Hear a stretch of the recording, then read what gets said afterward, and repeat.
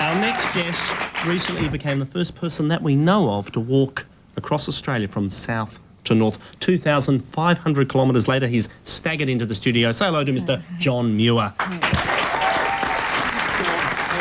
thongs.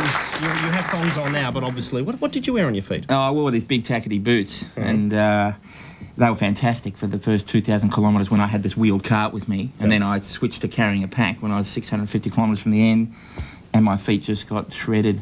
Oh, really? So Yeah. what were you, by the end, you were in nothing? I was in these boots still, but, you know, I wasn't really in my feet anymore. Yeah. Did you see many signs of life out there?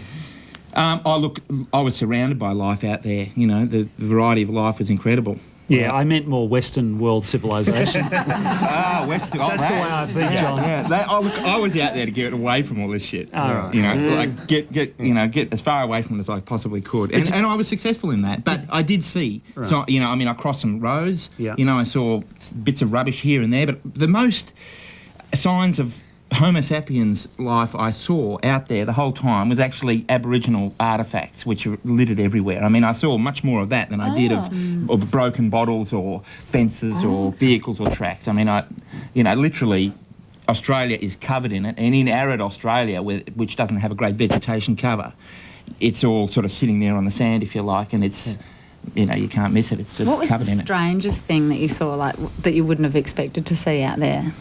I think the strangest thing I saw was right at the start, and look, I saw a few strange things out there. I'm sure you did.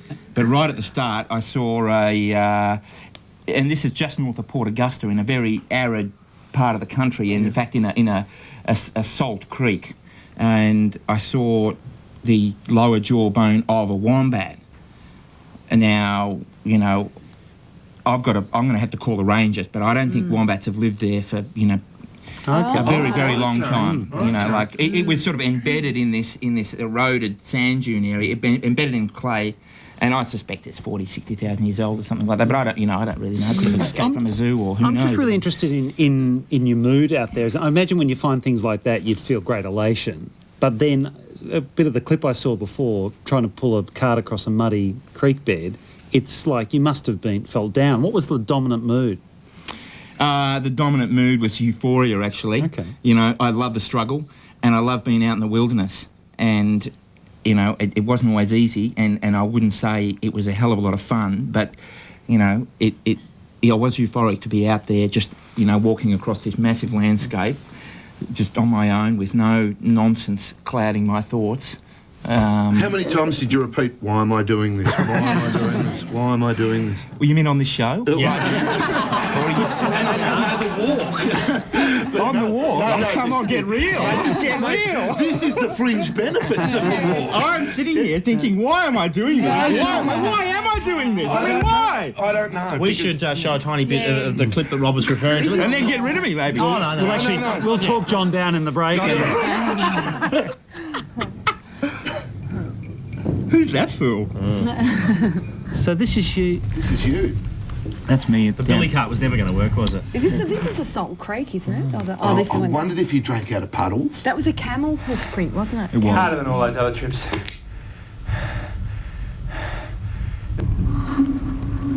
happened there? Oh, don't tell me flies are out there. Flies? Flies. Yeah, never noticed any. Obviously, you could wear anything you found. What is this? This is rabbit. This is rabbit. That's rabbit. Yeah. Lapping. Beautiful. Is that from along the way or no? Oh, no, this is from... I made this years ago. Yeah. Okay. Yeah. And But I got a lot of rabbits out there. I did eat a lot of rabbit. Yeah, so because you were eating what you found, and also you weren't drinking from bores. Yeah, I was- or No. You had to find your own water, hence you were drinking from that muddy water in the camel hoof print. Yeah, camel hoof print. That was crossing the Tarari Desert, and when I started across it, the clay pans were holding a reasonable amount of water, but by the time I finished my crossing of that particular desert, you know, that it hadn't, the sun was shining and the water was evaporating, and that's the only water I was getting was in the bottom of the clay pans. You know, if a big camel had walked across one while it was still full of water, they'd leave these depressions about a centimetre deep. Yeah. And so those depressions were still full of this incredibly muddy, silty water that was all full of these little kind of shrimpy things. There's a number of different, yeah. But you were just Yeah. there's no choice, is there? If you Well, I guess there is a choice. I mean, you can drink the water or you can die of thirst. Yeah. Did you? It was fine. It was fine. Yeah. What the other water was game good. did you shoot? Oh, look, mostly in the south it was rabbits, and mostly in the north it was pigs. Okay. Yeah. And I've got a couple of other things as well, but that was the sort of staple, if you like. And I'm really interested because when I first heard about this, I thought, the best thing to do would take a dog along. And you took a Jack Russell Terrier along. Yeah. Yep. And my view of a Jack Russell, he would have got to the end and then wanted to go east-west as well. Yeah. That's 'Cause it was right. That's right. bouncing She along was the she was whole- on fire. Yeah. But I was actually watching some of that footage a couple of days ago, and I was thinking, my God, imagine doing that trip and losing her. You couldn't deal with it out there, and then someone told me that you did lose it. That's right. 10 days from the end, she took a poison dingo bait, and Joe. that was the end of That's it. terrible. It was, yeah. How did you deal with that out there after going with her for so long? Oh, look, it was the hardest part of the trip. I mean, would have been. we were best mates before the trip. Right. She'd been on my third attempt with me on this walk. That was my fourth that I've just completed. And she'd been on another desert walk with Brigitte and I last year. So she's, apart from, just the home life, we'd been on a few expeditions together. And, and then she survived through until about day 118. And, What great it's company, intense though, out to there. It's have full on to out be there. together. Yeah. It's And she probably loved best. it. She It's loved probably it. best that it ended this way because it'll never bring its lead to you again. To go back at that fridge.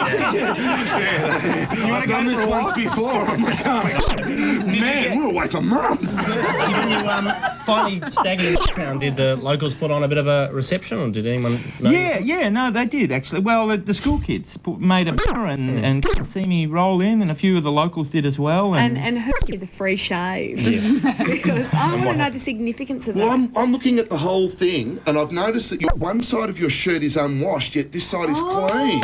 One side of your that face is it.